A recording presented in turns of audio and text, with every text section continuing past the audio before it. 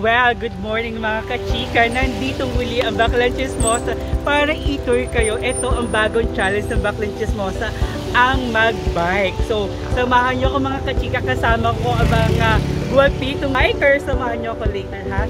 At marami pa tayong itutur ko kayo dito sa amin. Bye! A few moments later. Chika, sabay-sabay nating mag-adventure kasama ang Baklang Chismosa at mga guwapitong bikers! So, paano mga kachika? Tara na, let's go!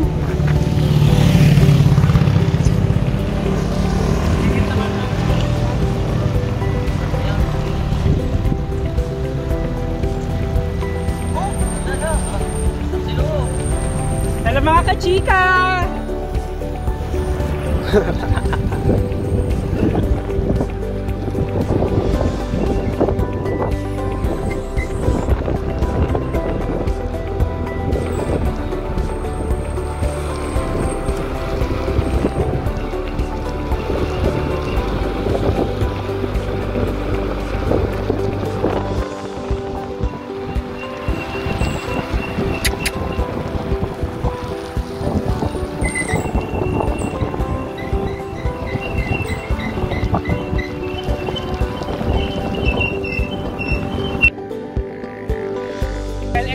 Kachika, ito ang patungan nila kung tawagin. So ito yung Cavite, tapos Marigondon. Pero kung makikita mo yung doon sa dulo, mga kachika, ito na ang Bataan. So parang sobrang lapit na ng Cavite at Bataan. And then para sa kaalaman nyo mga kachika, ang Bataan ay municipality pa rin ng Cavite. So kasama pa rin siya ng Cavite natin. So kaya lahat ng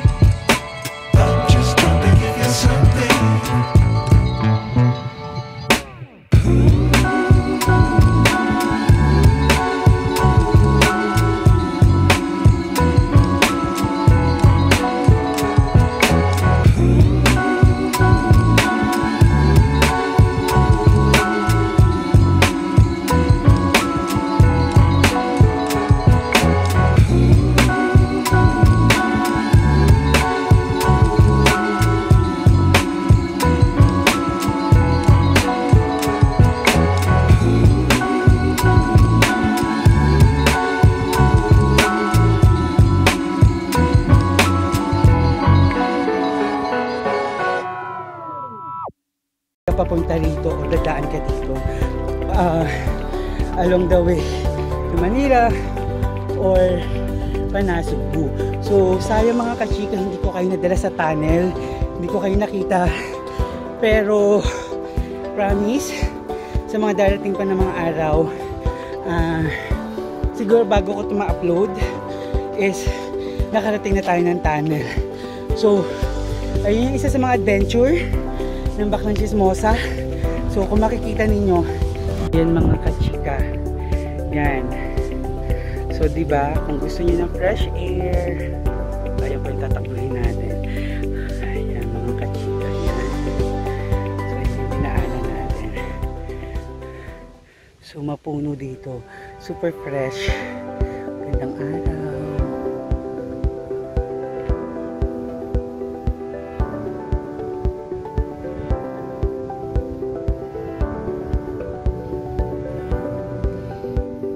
Well, yung mga kachismis, nandito na kami.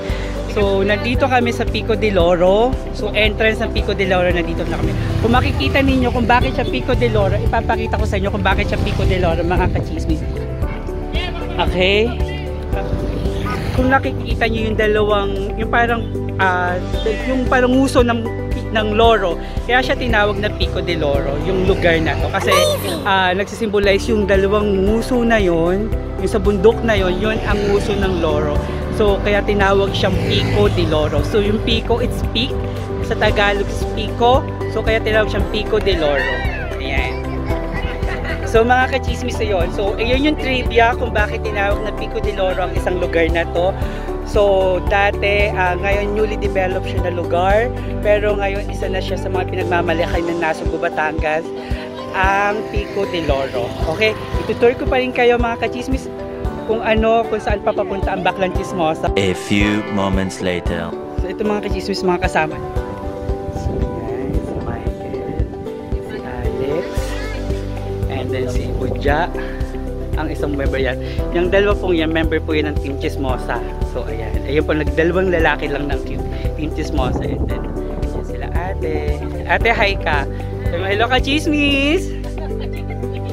Sabi mo, ate, hello ka, Chismis! Hello ka, Chismis! Ayan, yan sila ate. So, ayan yung inside ng Pico de Loro. So, mamaya ipapakita ko sa inyo ang entrance ng Pico de Loro at kung bakit pa siya tinawag na Pico de Loro. So, ayan. So, ito mga kachismis, may papakita ko sa inyo. Alam ko magugustuhan ito ng mga kachismosa ko at mga kabaklang kachismosa. Magugustuhan nyo ito, ipapakita ko. Ito na mga kachismis. Alam ko inaabangan nyo to. Wait ha, ito ang pa-surprise ko sa inyo mga kachismis. Ayan. Diba?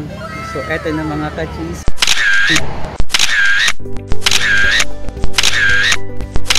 Hi naman mga kachismis. Ayan. Hi. So, ay bilangan ng abs talaga dito mga kachismis. Kung ano pa ako sa inyo, diba? Kung ako sa inyo, gusto niyo sila makasama, mag-comment below lang kayo. Free ang mga baklang kachismosa natin yan. Sasama kayo all the way hanggang tunnel. Itutur kayo. Yan ang tour guide natin. Kung kaya nyong bilangin ng abs, just comment below lang. Or kung gusto nyong kayanin, kayo ang bumuilang. Basta magkita-kita tayo mga kachismis. A few moments later. Mga kachismis, nandito na tayo. Nakalagpas na tayo sa Kalayo, sa Looc. And then sa Pico de Loro, may picture na rin tayo dyan. So, ngayon is papunta na tayong ng Nasugbu. So, ang dinadaanan na natin ngayon is Bulihan. So, ito yung isa sa mga way. Dalawa kasi yung daan kung saan mo gustong dumaan. Either papuntang Nasugbu, dalawa yung way from Looc. So, may pag left side, ang daan mo is Bulihan. So, chill ride lang. Pero kung gusto mo naman na medyo challenge, dito ka dumaan sa kanan, sa papuntang Kalayo. So, masyado siya mataas. Mas mahirap ang e-bike. So, baka magtulak na naman. Ayan. So, ayun. Ang mga kasama nating bikers. So, ipapakita ko sa inyo ang view ng Bulihan. So, ayan mga kachika. Super green, super relax. Nakaka-relax. Ayan ang Bulihan. Ayan. So, ayan. So, ayun yung mga kasama nating riders. So, see you later.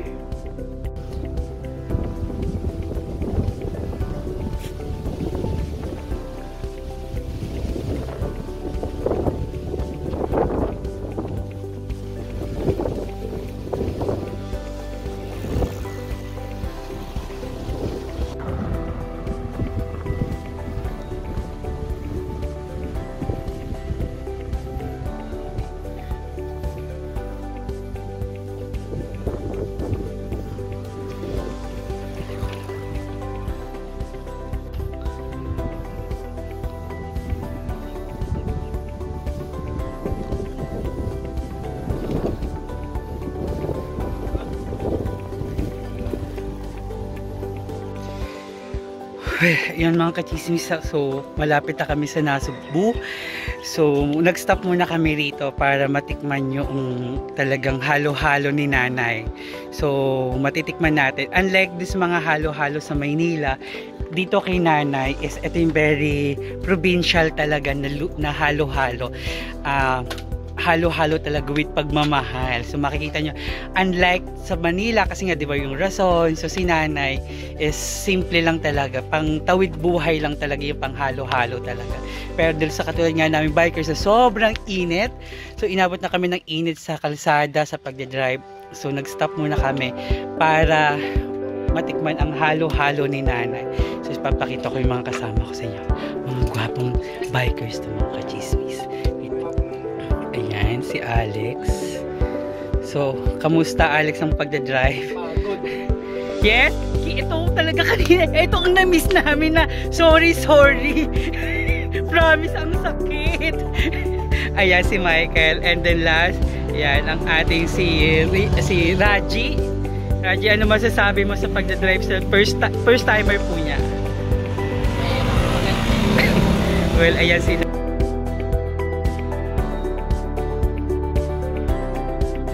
nagdadaing, ayan. So titingnan natin kung paano dinadaing ni nanay ito. Ayan. So, nay, anong ginagawa natin? Nagdadaing na flying fish. Ayan, nagdadaing siya. Nagdadaing na flying fish. Ayan. So yung flying fish, yung lumilipad, yung lumilipad. Buradol! Kung sa Tagalog, sa Batangas, buradol. Pero sa Manila is flying fish. So ginagawa siyang daing dito sa bulihan na to, nay, no? Ito yung bulihan. Bakit bulihan to, nay? Ba't ang tawag dito bulihan? Kasi, yun di ba yung bulihan yung nilagay sa unan? Ba't yung tawag mo? Oo. Diba? Ayan si nanay, gumagawa siya ng daing. Fresh na daing yan. Dito niya lang siya makikita sa kanto ng bulihan. So, ipo-focus ko sa inyo. So, ayan. Ayan ang paggawa ni nanay ng daing. So, buradol siya. So, buradol sa Tagalog, flying fish sa English. So, ayan. Dinadaing yan. Masarap yan. Tapos, bibilad mo, ilang araw? Ito, pag ibinilad. Pag binilad natin yan, ilang araw? Kalahating araw lang. Half day lang. Tuyo na siya. Oo, maalakoy lang. Hindi siya maalat. Kasi, bakit hindi nagiging sobrang alat ang isang daing? Para pag maalat eh, kasama tayo ng sakit na ano. Bato. Nasama lang ang ano, para masama lamang ang ano dito. So, ayan, huhugasan mo after mo madaing. Tatanggalin ang binuka, ang asan, bababad mo Sa suka.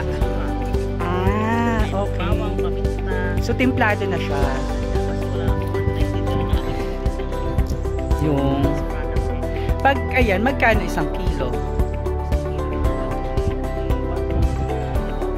140. Ilang piraso siya?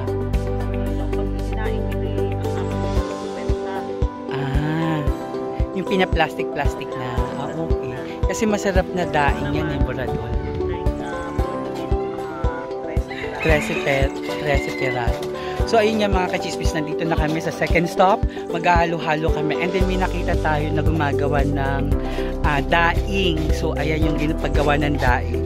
So half day lang, matutuyo na, tapos iaano na siya, ibebenta na siya. So ayan muna mga kachismis, maghahalo-halo muna tayo. Titikman muna natin halo-halo ni nanay. So ayun mga kachika, ready na yung halo-halo ni nanay, yung natural halo-halo, yung pang-propinsyang halo-halo.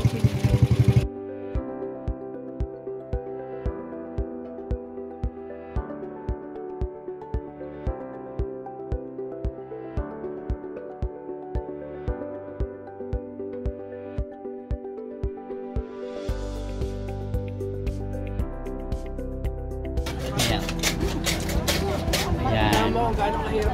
Gaano kahirap ang ahunin? Basic? First, kamusta ang first time ng long ride? Okay lang. Napakadali. Uulit? Ha? Uulit? Sinabi ko lang madali, pero hindi ko sinabi ko ulit. Ikaw, Raji, kamusta ang first timer? Sarap. Uulit. Uulit. Uulit. Ikaw, ay ito talaga malakas na to. Sulit na sulit talaga to. Batak na batak ang batang to. So, regardless lang, walang mababa, walang mataas. Lusungin, as in lagi to. Ayan. So, ayan ang mga gwapong bike. Ha? Ay, ayan, mga gwapong bikers natin. Ayan. Mga kiki, na may update ko kayo pagdating namin sa Nasugbu.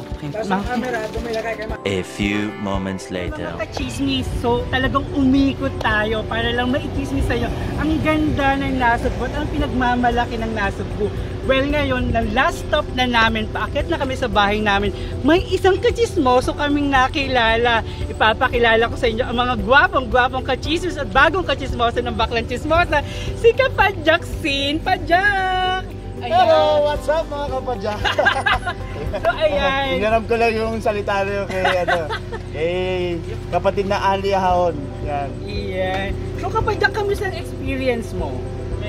Nako, sobrang saya pero may kahirapan dahil kita nyo naman dala ko from Mandaluyong dito sa Nasugbu, full sus 27.5 tapos medyo malapat pa yung gulong natin. So, super challenge, di ba? May mga karga pa tayo plus yung backpack ko na dala nasa bahay siya ngayon is 70 kilo. So, madalas mo itong ginagawa every Saturday, Sunday? Every weekend. Every weekend nandito. So mga kachismis, please support si Sin Padjak. So sa ating mga kachismoso, mas marami kayong matututunan sa kanya. Mas marami siyang adventure na ituturo sa atin. At baka maisama na rin ni Sin Padjak si Baklang Chismosa sa kanyang mga adventure. So mamaya mga kachismis, i-chismis ko ba sa inyo kung sino pa makikilala ng Baklang Chismosa? Ayan, sir. Ayan, promote ka. Ayun, sa mga kapadyak dyan, kachismis dyan. Kung sama nyo naman yung channel ko, Zin Padjak. Ayan, habang nagpa-popcorn kayo dyan. Tapos, medyo maiba-iba yung makikita nyo. Visit nyo yung channel ko. Zin Padjak. Zin, ayan. Thank you, Sir Sin Padjak. So, safe ride. So, kami babalik na ulit sa aming pinagmulan sa Tali Beach ng mga paraisa ng mga Baklang Chismosa. See you guys.